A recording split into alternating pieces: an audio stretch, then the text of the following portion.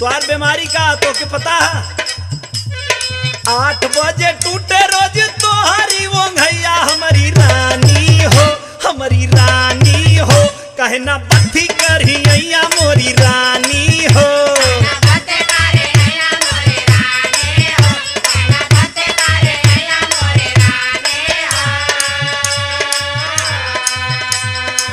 सही बताओ तनी देखी हमार कमर कितना पिराता।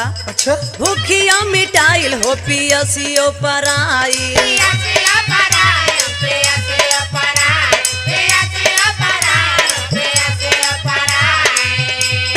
जाने कौन देहिया में रोगावा समा